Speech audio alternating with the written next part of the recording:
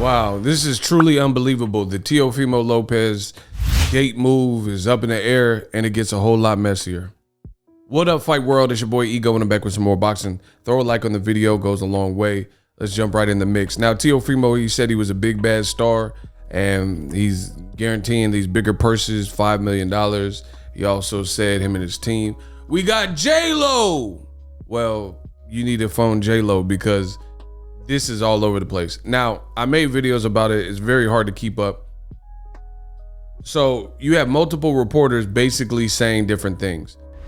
It says from last night, TRILLER moving to shift Teofimo Lopez, KAMBOSOS to the Barclay, October 16th, true homecoming. So the date was already scheduled, and they said, TRILLER said tickets were on sale for October 4th. Now they want to pair it with the Versus battle in a separate venue. They've already paid the deposit, from what I understand, for the Madison Square Garden Hulu Theater, but they rethought their strategy because they were going to put the Teofimo fight on versus Monday Night Football on a Monday night, and they, I guess, decided that doesn't make too much sense. We'll lose that ratings battle to the NFL, so now they're trying to move the date. There's conflicting reports out about who's okay with this. Reports came out that Teofimo has signed, but KAMBOSOS hasn't signed. And now you got the reporters arguing as to what's the case. So Dan Raphael, boxing reporter, says, last night and even right now, there is no deal done for Lopez KAMBOSOS to move the date and the venues. Could it get done? Yes. But it was proclaimed that it was done last night, and it wasn't. So that's a direct contradiction to the Lance Pugmire findings, or I think he did a video for Fight Hype, what they said, right? Numerous people / entities need to sign off. That was not done and is not done. Anyone saying otherwise is a liar. So he calling out names. Then reporter Mike Coppinger said he also said Mikey Garcia, Adrian Broner was BS days, if not hours, before it was announced. So they're going back and forth.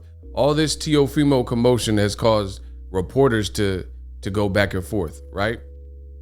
And now they're arguing in terms of who has the correct information.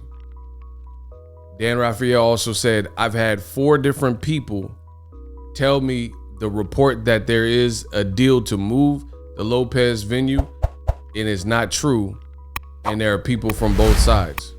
So he's saying he talked to people from both sides. He says, yet another person with direct involvement on the fight, Teofimo fight, just told me there's no deal to move it to October 16th. The person termed the odds of the fight actually happening as planned October 4th at 35%, and the odds of it happening the 16th at 5%. So I don't know what's going on, but this just looks heinous, and it looks very mismanaged, very chaotic, haphazard, and disorganized altogether. Dan Raphael says it's now 5 people with direct involvement saying it's BS. There's a deal to move the fighting venue.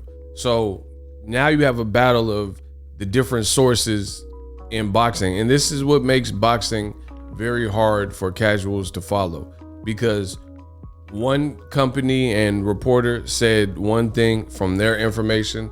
The next day, you got another reporter who's been in the game. He's saying a different thing. And then to top it off, you have a different reporter with ESPN, and he's saying Teofimo has signed a contract with TRILLER, allowing it to move his fight with George KAMBOSOS October 4th from the Hulu Madison Square to the 16th Barclay Center. Ryan Cavagna, Teofimo Sr., told ESPN. So ESPN is saying that TRILLER boss Ryan Cavagna and Teo's pops said that they agreed this move. KAMBOSOS hasn't signed off. You know, this is just crazy at this point. This looks absolutely horrible. If you think that Teofimo at this point is somehow the A-side over Gervonta Davis, you off that dust, you off that sherm.